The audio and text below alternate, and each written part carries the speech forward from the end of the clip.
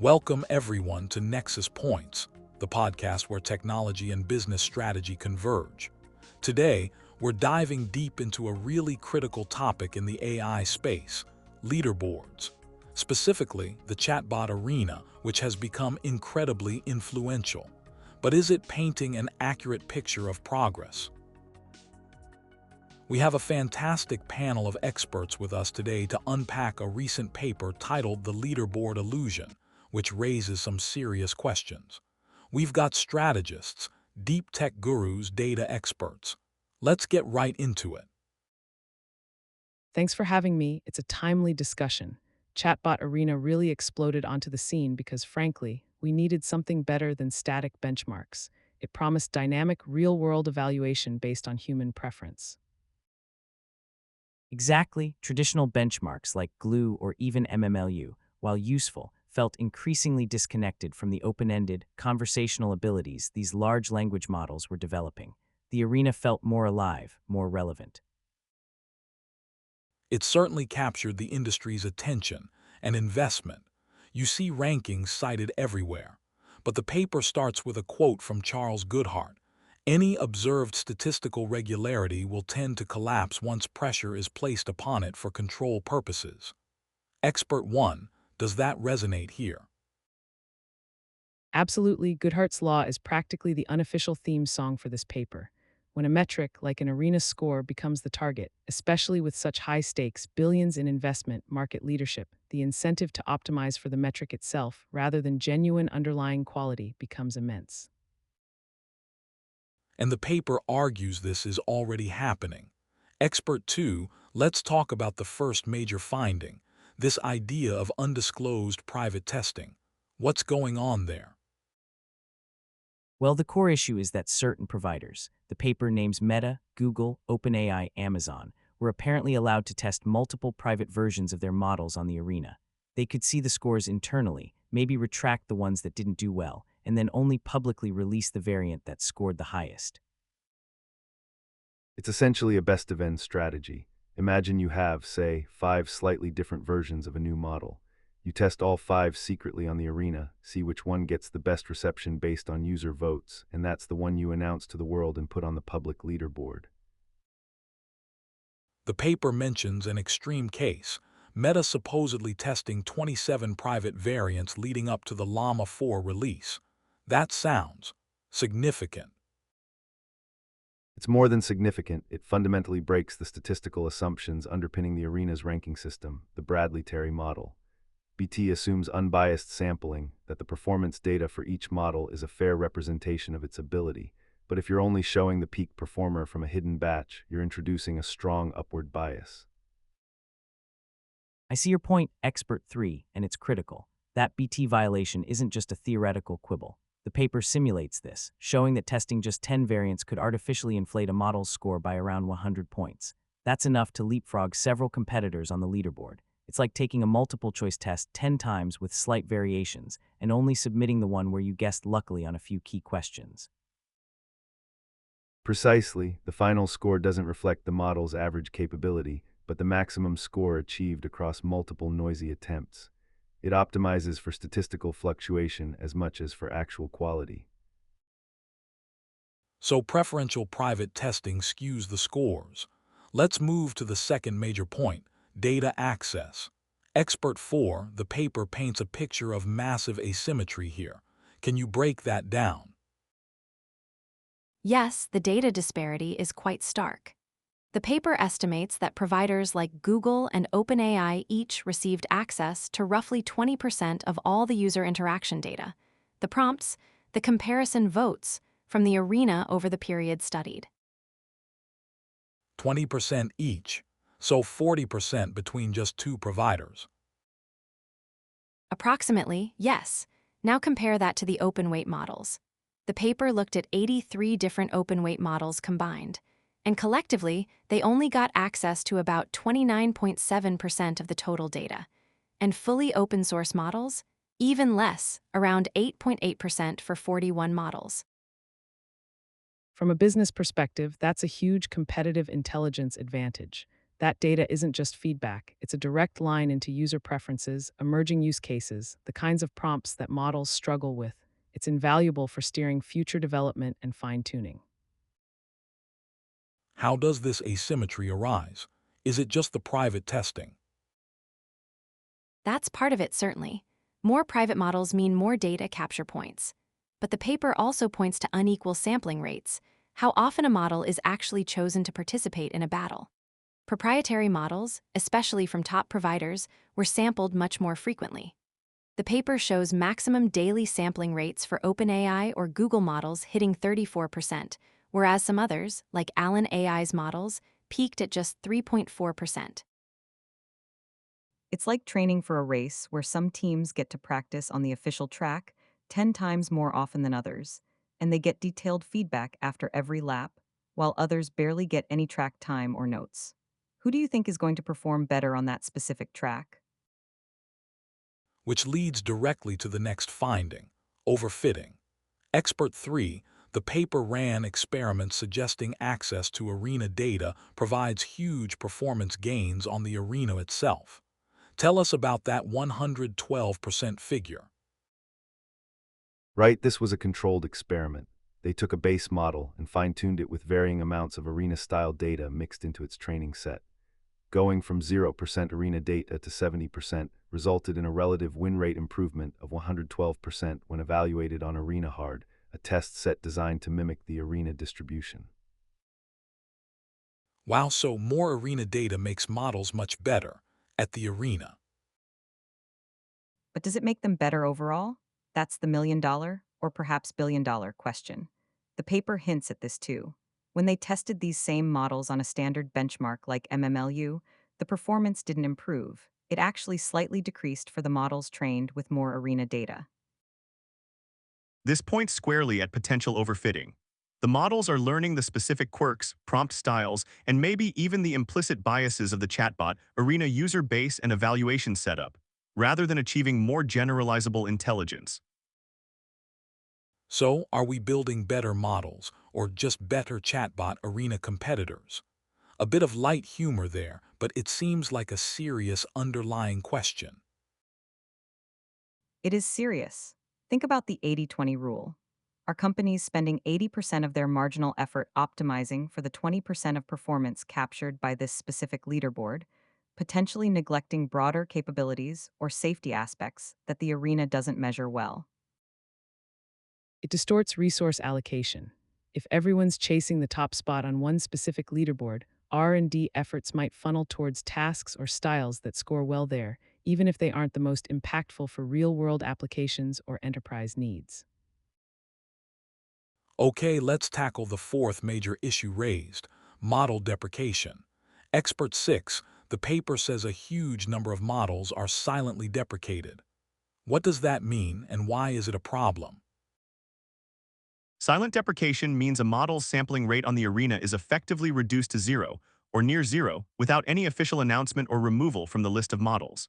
The paper found 205 such models, compared to only 47 officially listed as deprecated. Crucially, this disproportionately affects open-weight and open-source models. 66% of these silently deprecated models fall into those categories. And why is this technically problematic for the rankings? It damages the reliability of the Bradley-Terry model in a couple of ways. First, BT relies on transitivity. If A beats B and B beats C, then A should beat C, but this assumes the game stays the same. The paper shows the Arena's prompt distribution changes over time, more coding, different languages, etc. If model C is deprecated early, it never competes on the newer types of prompts. Building on what Expert 6 said, that transitivity breakdown under shifting distributions is key. You simply can't reliably compare Model C's performance from 6 months ago on mostly simple Q and A with Model A's performance today on complex reasoning tasks, just because they both competed against Model B at different times. The context is lost. The second issue is graph connectivity. BT needs a network where models are linked through chains of comparisons. If you deprecate models unevenly, especially isolating entire groups like many open-source ones, you risk fragmenting this graph. You might end up with clusters of models that have few or no comparison links between them.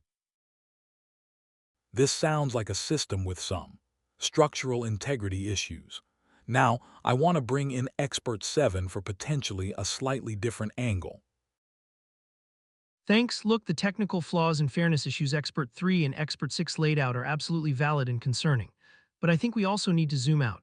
While we're dissecting the mechanics of the leaderboard, maybe we're underemphasizing the incentives driving this behavior. Is the core problem the specific ranking method, or is it the immense winner-take-all pressure in the AI industry that compels major players to find and exploit any edge, any loophole in the dominant benchmark? Interesting. So, you're saying the gaming isn't just a bug, it's a feature of the current AI ecosystem. Perhaps it's Goodhart's law amplified by market forces. When being won on Chatbot Arena translates to headlines, funding, and customer perception, the motivation to win the benchmark, even through means that don't reflect true general capability, becomes incredibly powerful. We're focused on the symptom, the leaderboard illusion, but the underlying disease might be the hyper-competitive, benchmark-obsessed culture itself. Are we asking too much of any single leaderboard? That's a provocative point, Expert 7. It certainly resonates with the strategic pressures we see. Companies need signals for investors and customers, and right now, Chatbot Arena is a very loud signal, reliable or not. Fixing the leaderboard is crucial, but addressing the incentive structure is a much larger, thornier problem. A powerful point indeed. Let's pivot to solutions. The paper offers concrete recommendations. Briefly, what are the key ones? Prohibiting score retraction seems top of the list. Absolutely no more hiding bad runs. If you test it, the score is public, period. That kills the biased best-of-n advantage. Transparent limits on private variants are also key. Maybe allow a small number, say 3 concurrently per provider, but make the limit public and equal for everyone. No more 27 variants for one player. Fairer deprecation is critical. Instead of silently sidelining models, especially open ones, adopt a transparent policy. The paper suggests maybe deprecating the bottom 30% within each category, proprietary, open weight, open source proportionally, and list the deprecated models. And implement fair sampling. The paper mentions an active sampling method proposed by the arena organizers themselves, focusing votes on model pairs with high uncertainty to converge on stable rankings faster, rather than just giving high-traffic models even more data. Let's actually use it. So, transparency, fairness in testing, data access and removal. Expert 1, Expert 5 from a business standpoint. Why is getting this right so important? Trust for investors, for enterprise adopters, for the entire ecosystem. We need reliable signals of progress. If the main benchmark is seen as gamed or unreliable, it erodes confidence and makes strategic decisions much harder. It might even misdirect R&D funding towards leaderboard optimization instead of real innovation. And it impacts competition. An uneven playing field tilted towards incumbents with privileged access stifles innovation from startups and open source communities, who often drive genuinely novel approaches. A fair benchmark levels the field and fosters healthier competition based on merit. Final thoughts from our technical experts. Are these recommendations feasible? Technically, yes, prohibiting retraction, setting limits, transparent deprecation lists, these are policy changes. Implementing fairer sampling requires engineering effort but is definitely doable, especially since they seem to have a formulation already. The transparency aspects are crucial for rebuilding trust within the community. Openly reporting on sampling rates, deprecations, and maybe even the number of private variants tested historically would go a long way. It's about scientific integrity. As Lord Kelvin supposedly said, to measure is to know. But if our measurement tools are flawed or biased, what do we really know? Improving benchmarks like the Arena is essential for genuine progress. A perfect segue to close. This has been an incredibly insightful discussion. We've seen how even well-intentioned benchmarks like Chatbot Arena can develop systematic issues under pressure, leading to potential distortions in how we perceive AI progress. The key takeaways seem to be the need for radical transparency, fairness in access and evaluation, and a critical eye on whether we're measuring what truly matters. Huge thanks to our panel of experts today for shedding light on the leaderboard illusion. To our listeners, we encourage you to think critically about the benchmarks you see and the incentives they create. Join us next time on Nexus Points. This paper investigates the Chatbot Arena leaderboard for evaluating artificial intelligence chatbots. It finds systematic issues that distort model rankings and create an unfair playing field. Chatbot Arena allows some providers to secretly test multiple model versions. Providers like Meta and Google tested many private models before public releases. They can choose to publish only their best-performing model's score. This practice lets providers retract poor results selectively. Selective reporting inflates scores and makes rankings unreliable. Simulations showed significant score boost from testing multiple versions. Real-world tests confirmed that submitting multiple variants gives an advantage. Proprietary closed models receive much more data from arena battles. Google and OpenAI together received about 40% of all arena test data. In contrast, 83 open models combined received less than 30%. This data difference comes from private testing and higher sampling rates for closed models. Closed models are also removed from the arena less often than open models.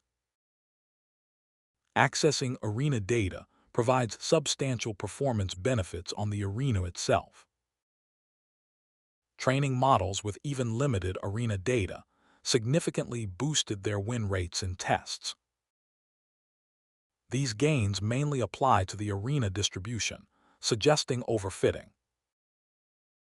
Performance on other general benchmarks did not improve similarly. Many models are silently removed from active evaluation on the arena. Over 200 models were found to be silently deprecated. Open-weight and open-source models are deprecated much more frequently than proprietary ones. Model removal violates assumptions of the ranking system used by the arena. Changing task distributions combined with deprecation makes rankings unstable over time. Removing too many models can fragment the comparison data, reducing ranking reliability. These combined dynamics mean arena rankings may not reflect true model quality. The leaderboard potentially rewards gaming the system over genuine innovation. The authors offer recommendations to improve fairness and transparency. Recommendations include banning score retraction and setting limits on private testing. They also suggest fairer model removal policies and sampling rates. Transparent reporting of tested models, removals, and sampling is also needed. The goal is to restore trust and scientific integrity to artificial intelligence benchmarking.